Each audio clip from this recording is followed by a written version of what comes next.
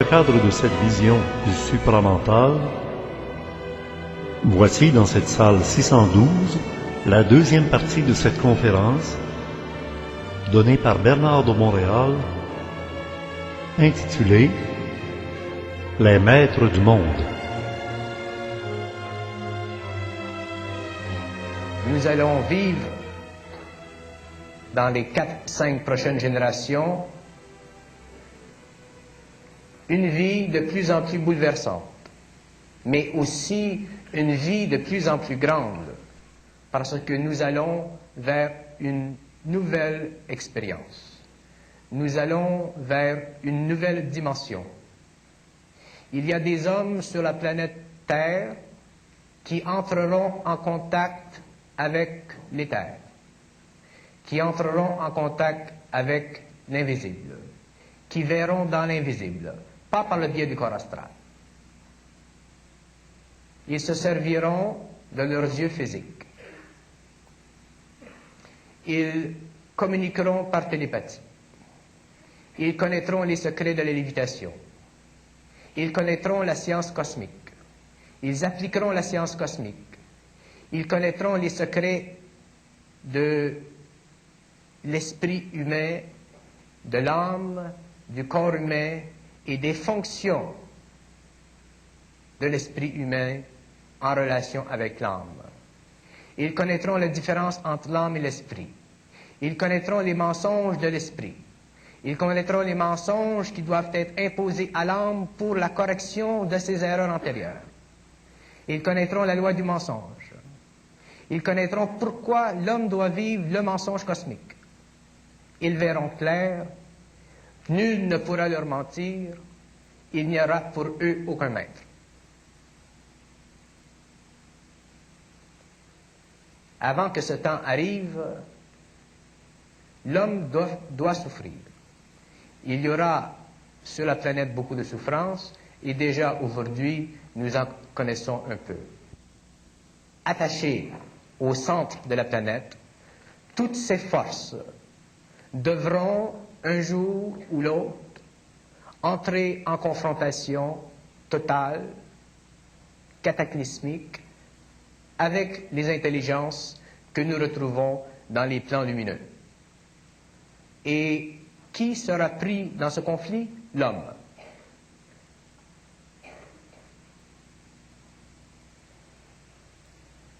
Beaucoup d'êtres sur la planète mourront. C'est normal. Beaucoup d'êtres survivront et beaucoup d'êtres seront enlevés de la planète pour une correction de leur vibration afin de revenir sur le plan physique et travailler à l'évolution d'une nouvelle société. Et à l'intérieur de ce groupe, il y aura un autre groupe qui vivra simplement dans l'invisible et qui s'occupera de l'évolution de la 6e race de l'homme.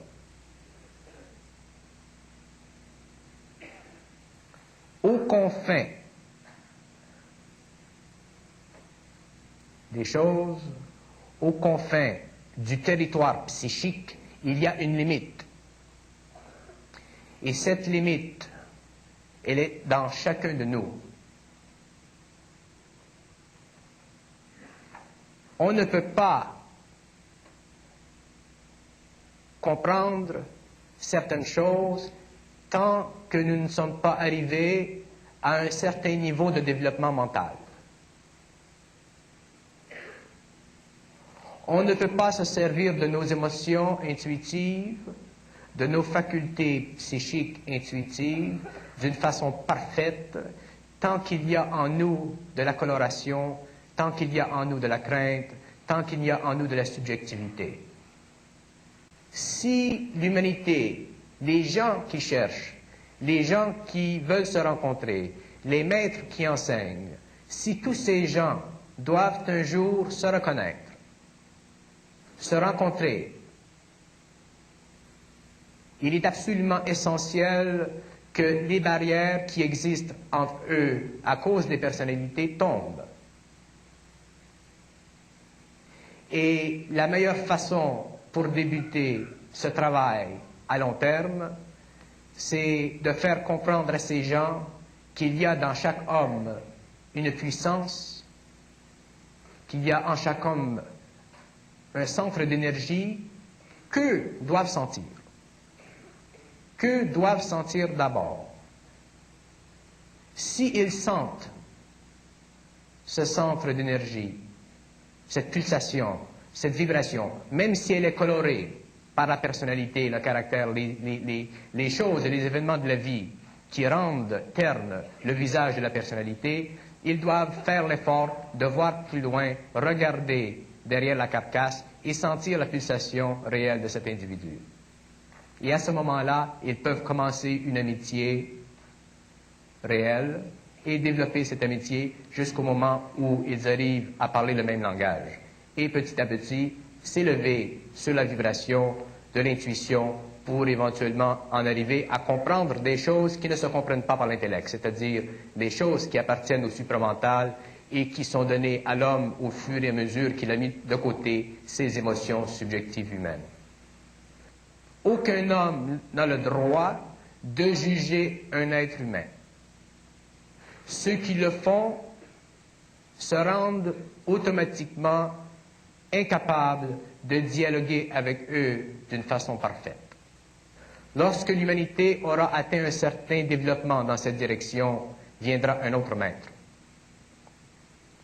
Et ce maître rencontrera ces individus.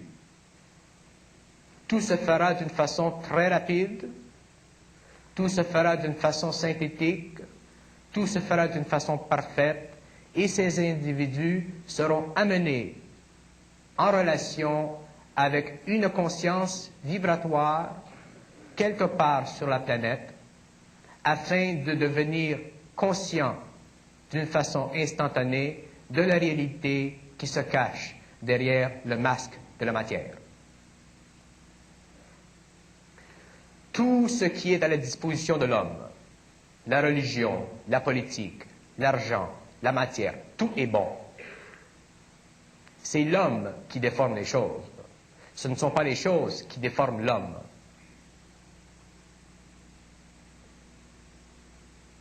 Mais pour que l'homme parte sur un pied qui l'amène éventuellement à se servir de l'autre, il faut qu'il développe en lui-même des centres de gravité. C'est ça que les gens n'ont pas, des centres de gravité. Et un centre de gravité, ça ne se développe que par la conscientisation constante, graduelle, des forces intérieures qui cherchent à briser, à rompre avec les illusions de la personnalité. Et il y a partout dans le monde des maîtres, des écoles qui enseignent des techniques ou des méthodes qui vous amènent petit à petit à ça. Mais ce n'est pas la fin. Ce que j'essaie de faire comprendre au public, c'est que nous vivons dans une dimension spatiale. Nous sommes bornés par un conditionnement temporel.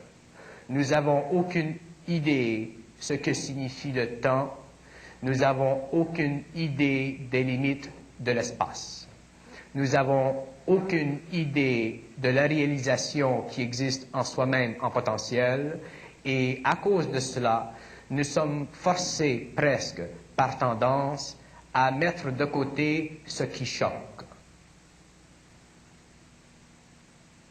Mais remarquez bien une chose, c'est que dans toute évolution, dans tout changement de cycle, dans toute pénétration des forces cosmiques sur un plan de l'évolution, il y a un changement de fréquence. Il y a une collision de l'ancien avec le nouveau. Et c'est dans le processus de cette collision entre l'ancien et le nouveau que l'homme doit prendre une position. Soit qu'il demeure avec l'ancien pour des raisons émotives, sentimentales, intellectuelles, ou qu'il se dirige petit à petit, pas tout d'un coup, mais qu'il se dirige petit à petit, qu'il donne une chance au nouveau. Et souvent, il s'apercevra, peut-être une année ou 2 années après, qu'une fois qu'il a goûté du nouveau, il est incapable de s'intéresser à l'ancien. Mais il y aura une petite nostalgie. C'est normal parce que l'homme est sentimental.